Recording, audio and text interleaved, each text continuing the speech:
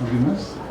Sí, bueno, quería agradecer por la presentación que han hecho cada uno de ustedes y pues me dirijo al profesor Frutos. De repente cuando nos está hablando de toda esta circunstancia de la contrarrevolución y esta relación literaria, bien nos habló de un momento de los bandianos, de los carlistas, de todo esto, pues que parecería que está muerto. Hoy día, ¿dónde se encuentra esta contrarrevolución católica? ¿Dónde se sigue eso? Si es que sigue viva, ¿no? Por eso pregunto un poco. Muchas gracias, Becker, por tu gran pregunta. En efecto, parece uno que la entrada del cristianismo está en decadencia, y precisamente la tradición, con mayor razón, porque la tradición católica pues realmente es el cristianismo heredado por la Iglesia Católica, pero también por esta revelación de Jesucristo. Parece que en este mundo actual ya es solamente rasgos o rastros de un cristianismo desvirtuado, como decía el maestro Pardo. Pero la tradición precisamente es tradición en tanto que tiene un componente vivo. La tradición viene del verbo latino tradere, que significa transmitir.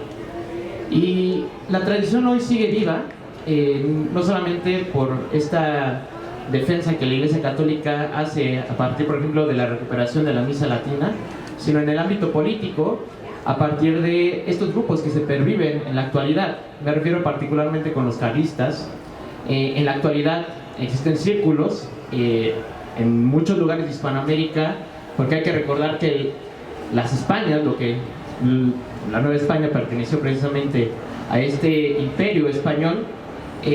Lo que logró mantener esa tradición viva fue el carlismo durante el siglo XIX, XX, y que en la actualidad sigue viva a partir del círculo tradicionalistas de diferentes lugares del mundo, desde Filipinas hasta España y en muchos lugares de Hispanoamérica.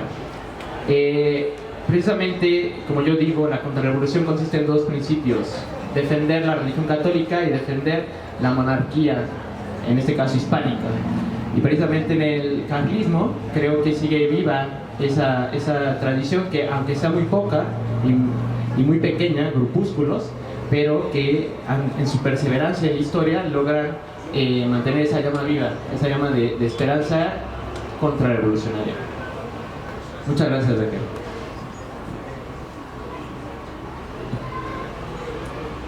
Bueno, en primer lugar quisiera felicitarlos porque los tres libros causan una gran curiosidad para leerlos por la originalidad de los temas.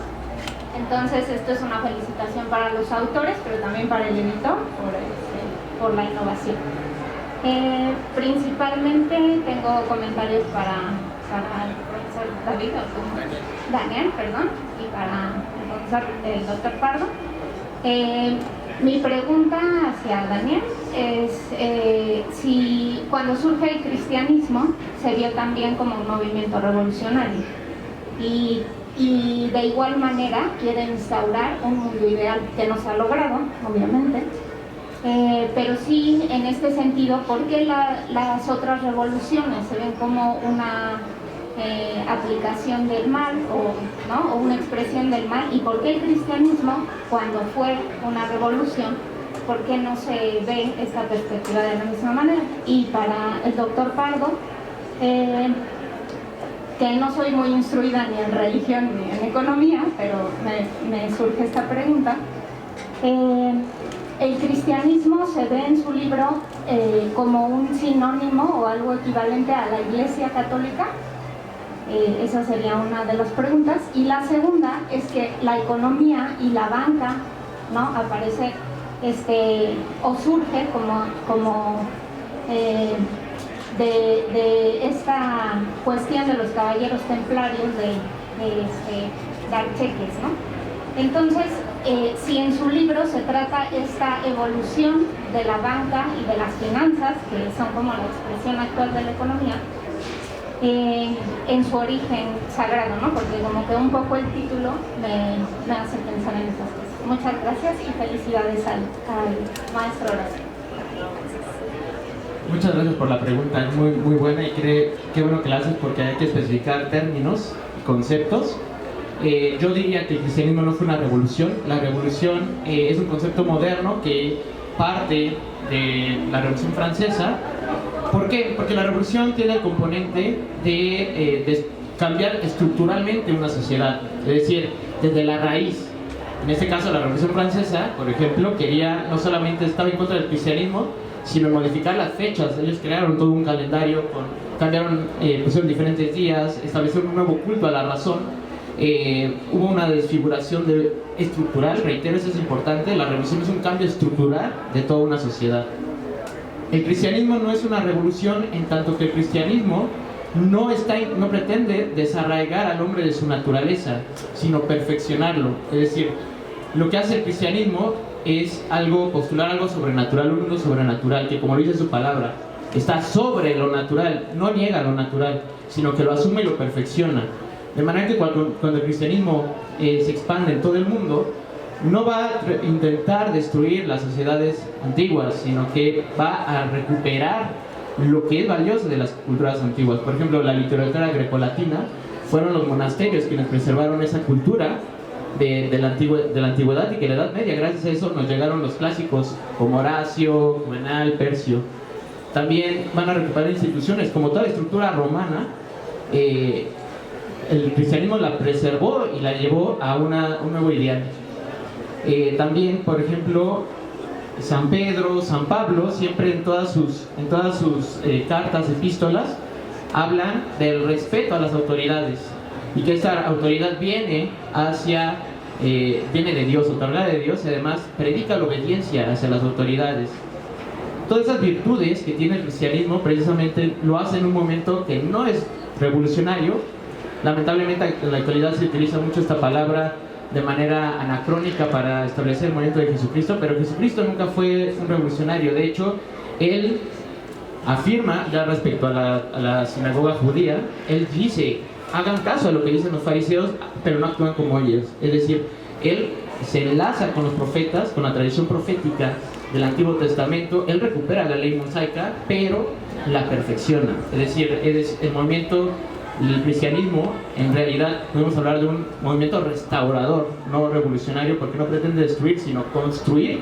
Y eso es precisamente lo que yo digo. O sea, actualmente eso es lo que nos falta, porque siempre estamos predicando que el cambio, la revolución, en las vanguardias, en la música, en el arte, en todas partes. Pero ¿por qué no hablamos de restaurar? Es decir, el orden es consustancial al ser humano para encontrar precisamente su perfección. Entonces, bueno, así te contestaría. Yo pienso que el cristianismo no es revolucionario, sino un movimiento reformador, y que precisamente recupera, preserva y lleva a la perfección todo aquello natural y humano, que tanto cultural como humano y natural, que tiene la civilización.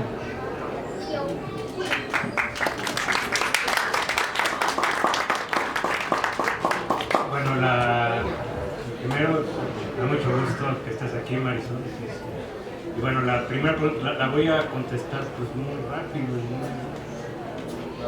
O sea, la pregunta es que si yo identificaba el cristianismo con la Iglesia Católica, ¿no?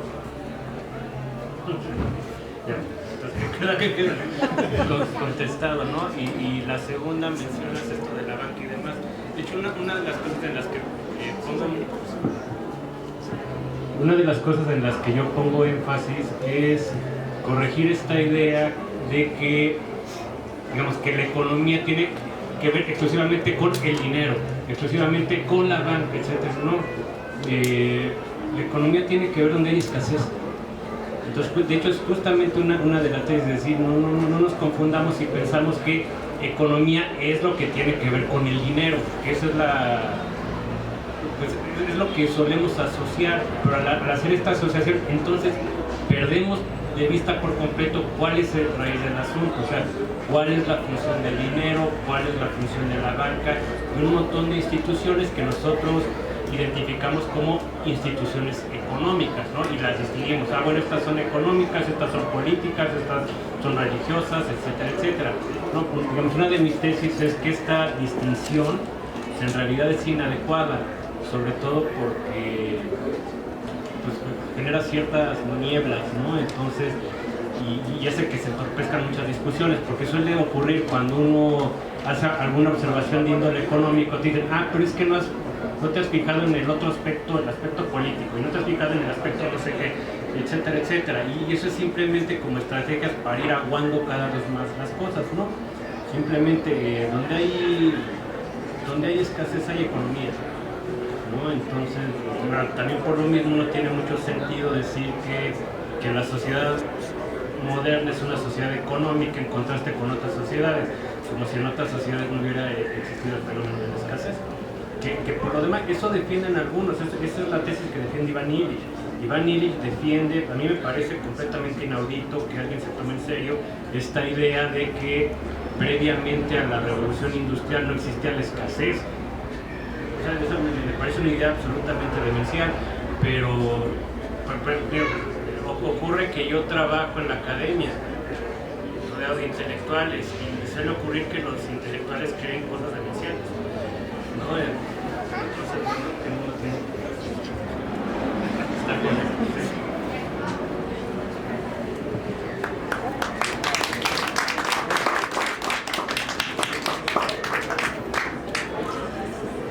Buenas tardes, soy Mónica Velázquez, ciudadana de a pie, completamente.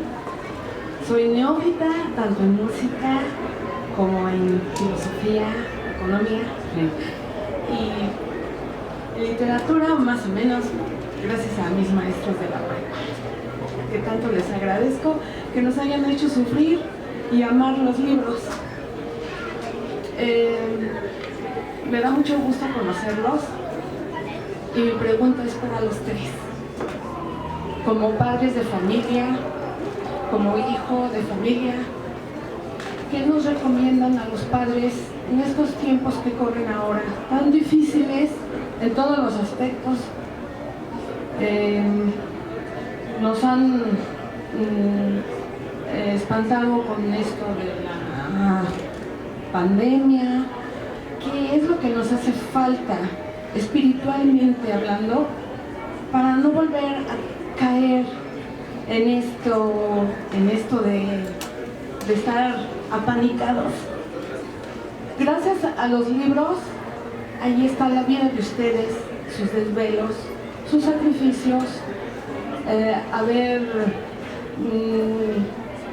dejado de convivir con su propia familia, tiempo que hay allí depositado, y amén de leer sus maravillas que nos han compartido en sus libros. ¿Qué ahorita nos podrían decir? De qué, cómo protegernos contra lo que próximamente ahora nos espantarán, porque pues esto no se ha acabado, esto va a seguir. Entonces, recurrir sí a la tecnología, que es un auxiliar, es una herramienta bien usada, claro, por supuesto, pero ¿qué nos podrían decir a los papás? Porque yo temo mucho por la influencia que nos han... ha sido un embate, socialmente hablando, para nuestros hijos.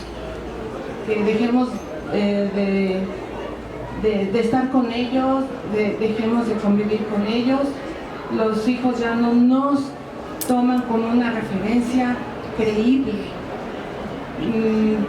Y gracias a ustedes, en estas obras, sus segundos libros, tanto del doctor Pardo como del maestro Horacio, y también del maestro Daniel. Creo que ya me prolongué un poco, pero lo que yo quería, estoy muy emocionada, porque gracias a ustedes nos volvemos a sentir seres humanos. Nos han dicho que la sociedad, no necesitamos a la sociedad, y no es cierto, de ninguna manera. Ya gracias a estos aires frescos nos volvemos a sentir vivos. Muchas gracias y mucho gusto, y creo que sí, vamos a recurrir a sus obras. Muchísimas gracias.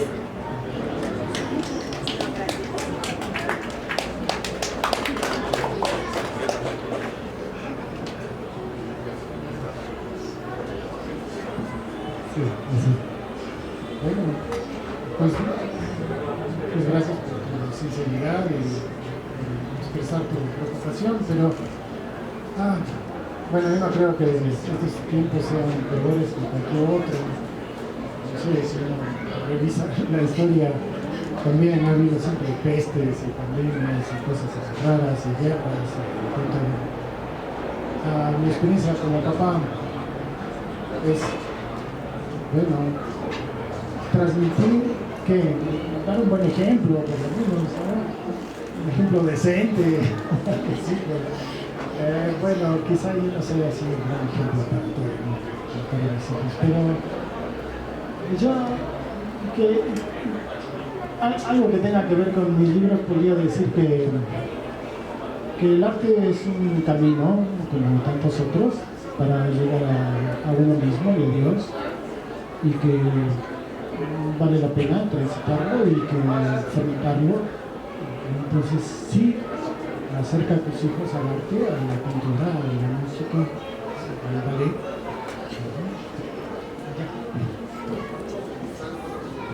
Yo voy a intervenir como editor en esto, porque la pregunta que hace usted es bastante fuerte, bastante polémica, porque es una de las crisis que tenemos en el mundo. ¿Qué está pasando con la tecnología que nos está absorbiendo y que no nos deja ver más allá? ¿Qué pasa en un mundo donde se supone que deberíamos estar más conectados y estamos, aunque ya suena cliché, estamos muy desconectados? ¿Qué pasa en una sociedad como la mexicana, donde los libros no es un artículo de primera adquisición, ni siquiera fuerte? ¿Qué pasa en una sociedad donde el arte viene mucho después? Primero es hacernos de bienes materiales, de economía, de dinero, y todo esto nos ha dejado en una incomunicación, padres, hijos, hermanos, amigos, incluso parientes. Es increíble que estamos enterados de nuestros amigos por las redes sociales, pero no tenemos tiempo para verlos, no tenemos tiempo para estar aquí. Cuando nosotros presentamos estos libros, nos cayeron muchos likes en las redes sociales. Y felicidades y qué bueno, pero ¿cuántos de ellos están aquí? Casi nadie. Solo los que estamos aquí festejando.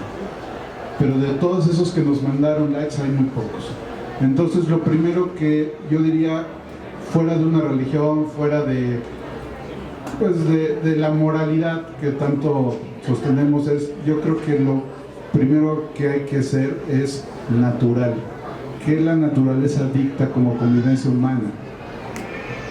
Esos valores, porque también cuando decimos es que hay que transmitir valores, es los valores según quién, ¿no? Lo que puede ser valioso para mí o un valor puede ser para usted lo contrario, pero hay unos que son universales para todos y es la naturaleza. ¿Es bueno contaminar? No, eso no es un valor, no contaminemos. ¿Es bueno enriquecer el espíritu? Sí. ¿Cómo se puede enriquecer? El arte es una de las opciones, el deporte es otra. La sana competencia. Respetarnos. Definitivamente, como dice Daniel, hay mucha maldad. Cuando nos dicen somos más los buenos que los malos, pues uno ve las noticias y dices, ¿de verdad? Pues van ganando, ¿no? Entonces, eso es lo que tenemos que rescatar. Convivir con el entorno es natural, respetarnos es natural, procrearnos es natural, progresar es natural en el ser humano, cuidar de los demás. Todo lo que hacemos de otra manera es lo que está ganando muchas veces la batalla y lo estamos haciendo antinatural. No es natural cuando dicen es que los niños nacieron con un chip. No, no es cierto, no nacieron con un chip. Nadie nace con un celular, nadie nace con una computadora. Es una tecnología de nuestros tiempos, pero lo natural es que platiquemos, que comuniquemos. No sabe usted la cantidad de alumnos, porque yo también soy maestro, que les falta lenguaje, que les falta comunicarse, que no saben expresarlo. Llegan a la universidad y no saben hacer su tesis, no saben hacer un trabajo, una presentación, porque tienen una carencia de lenguaje tremenda. Y eso es porque no se está platicando desde chico en las casas. Luego si el niño da lata, le dan una pantalla, le dan una tablet, le dan algo. no es ese lenguaje. Ahorita es muy curioso que todos creemos, o muchas veces se cree, que lo que se comparte en las redes sociales es una realidad y es una verdad. Cuando decimos, ¿cuál es la fuente de todo eso? Es cuestionable.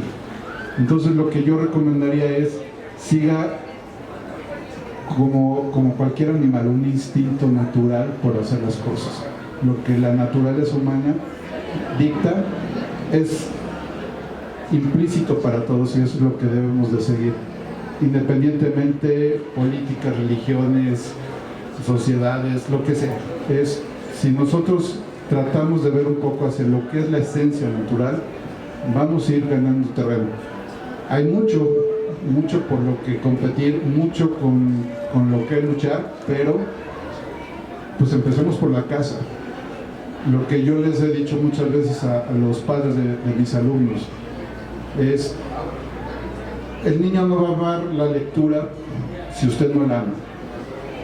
Pero si para usted solamente existe el fútbol, pues sí, al niño le gusta el fútbol.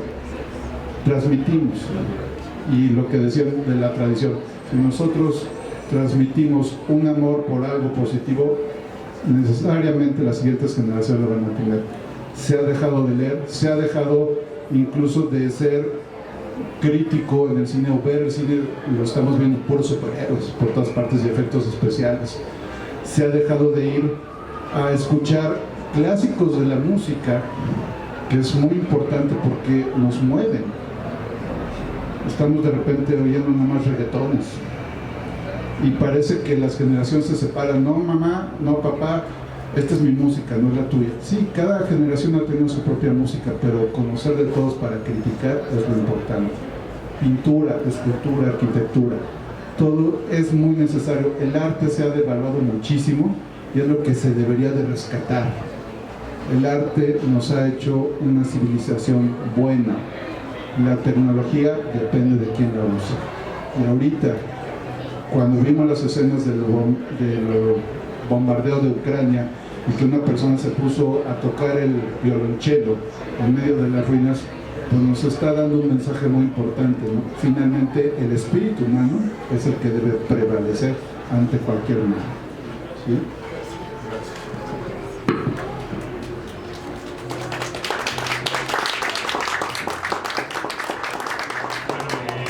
Mi recomendación en general a los hijos es que erradiquemos el culto a la juventud,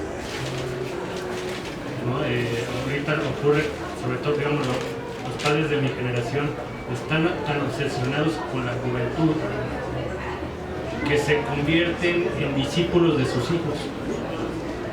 Entonces tienes a chamacos de 15 años aleccionando a sus papás y sus papás diciendo, ay sí, tienes razón. Y claro, o sea, y lo que vienen los niños de 15 años es repitiendo alguna estupidez que escucharon en la escuela y los papás se la creen. Entonces lo que dicen, claro, es que es joven, sí, claro. Entonces, eso es terrible, o sea creer que la juventud por sí misma es un valor, es completamente antiintuitivo y ridículo, pero es algo que ocurre entre la gente de mi generación, ¿no? Es decir, que estamos por los 45 años más o menos, en verdad creemos que los jóvenes son vasos de sabiduría a los cuales hay que aprenderles, y entonces se renuncia a la experiencia que uno ha adquirido, etcétera, y se vuelve completamente vulnerable y termina convirtiéndose uno casi en un monigote de sus hijos. Y claro, los hijos entonces en realidad terminan por no tener ninguna guía o terminan por no recoger ninguna tradición, sino justamente eso, alguna ideología que se le ocurrió a algún burócrata o algún académico que está todo encerrado en cuatro paredes, se ocurre una tontería, la difunde y pues, los jóvenes son quienes suelen creer esas tonterías, pero tradicionalmente los padres decían, bueno, estás joven, cuando uno es joven dice tonterías, pero no ahorita, en serio, es gente de 50 años de mi edad que además se siente joven y hasta se indigna si les dices se indigna y dice, ¿cómo? Si yo soy joven, no sé qué es. Y te termina simplemente haciendo ridículo. Entonces esa sería mi recomendación, no quitar del pedestal a la juventud.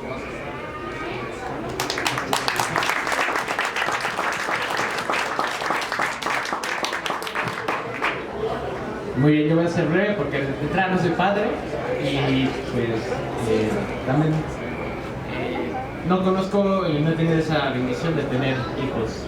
Pero soy maestro, doy clases de preparatoria y lo que he notado en los jóvenes es una falta de disciplina nacida de la familia, precisamente la ausencia simbólica del padre que representa simbológicamente la autoridad. Actualmente, como dijo el maestro Pardo, se ha relegado la educación, entre comillas, a las universidades, a las escuelas, a la televisión, y lamentablemente en esos lugares el gobierno decide e instrumentaliza a los jóvenes, llevándolos a ideologías que son antinaturales y son contraintuitivas y van en contra de la naturaleza del desarrollo humano. De manera que yo lo que propondría primero es apagar, no tener Netflix, no dejar de escuchar reggaetón y todos los géneros actuales que en su estructura, porque de hecho el reggaetón uno piensa que no es dañino, pero si vamos, hay toda una ideología e ingeniería social detrás que le conviene políticamente no solamente a los gobiernos, sino a la élite en general, el capitalismo, y que buscan instrumentalizar, idiotizar a los jóvenes. Mi propuesta es precisamente que la familia, los padres de familia, retomen el papel educativo primario con los hijos, que recuperen esta tradición, el padre siendo padre, los hijos siendo hijos, que haya una jerarquía, porque para la familia debe existir una jerarquía, ¿no? El papá y el hijo no son iguales. Y termino precisamente porque, bueno, también hoy lamentablemente yo hablo del mal. Es verdad, todas las épocas de la historia han tenido componentes negativos, pestes, guerras, etc. Pero creo que nuestra época tiene una particularidad muy grande, que es la hipocresía.